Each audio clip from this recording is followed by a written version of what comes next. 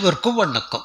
நாங்கள் முதன்முறை ஆட்சி அமைத்த போது முந்தைய அரசுகள் விட்டு சென்ற கழிவுகள் இடிபாடுகளை அகற்றி சரி செய்தோம்.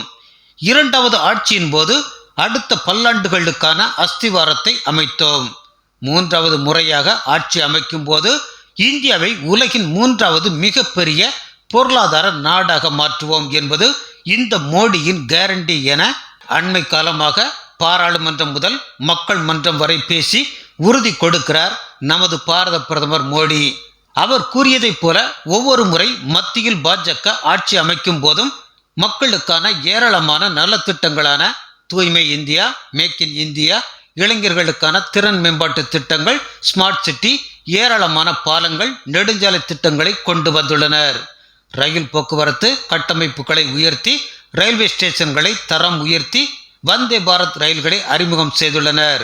விமான நிலையங்களை வெளிநாடுகளுக்கு இணையாக தரம் உயர்த்தியுள்ளதுடன் புதிய விமான நிலையங்களும் உருவாக்கப்பட்டுள்ளன. வெளிநாட்டு முதலீடுகளை ஈர்ப்பதுடன் விவசாயிகளுக்கு 6000 ரூபாய் உதவித்தொகை திட்டம், ஏழை பெண்களுக்கு உஜ்வாலா திட்டத்தின் வாயிலாக இலவச கேஸ் சிலிண்டர்கள் வழங்கப்படுகின்றன. மெட்ரோ ரயில் சேவைகள், பண மதிப்பிழப்பு நடவடிக்கை மூலம் கள்ள நோட்டு புழக்கத்தை ஒழித்திருப்பது, இந்துக்களின் 500 ஆண்டுகால கனவான ராமர் கோவிலை கட்டி திறந்து உத்தரப்பிரதேசத்தை ஒரு ஆன்மீக வழிபாட்டு தலமாக மாற்றியுள்ளனர். ராமர் கோவில் திறந்த ஒரு மாதத்தில் 25 லட்சம் பக்தர்கள் தரிசனம் செய்துள்ளனர். இந்த கோவில் வாயிலாகவே உத்தரப்பிரதேச அரசுக்கு அடுத்த ஆண்டு முதல் 25,000 கோடி ரூபாய் கூடுதல் வருவாய் கிடைக்க வழிவகை செய்யப்பட்டுள்ளது.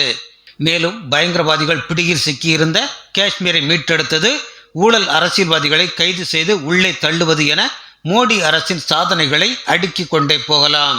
முதல் 5 ஆண்டுகளிலேயே மோடியின் ஆட்சியை புரிந்து கொண்ட வட மாநிலத்தவர்கள் இரண்டாவது முறையாக அபரிமிதமாக கூடுதல் லோக்சபா சீட்டுகளை பாஜகவுக்கு பரிசளித்தனர். மூன்றாவது முறை இன்னமும் கூடும் என்பது பிரதமரின் அபார நம்பிக்கை. அவரது நம்பிக்கை ஒருபோதும் பொய்க்காது. நன்றி.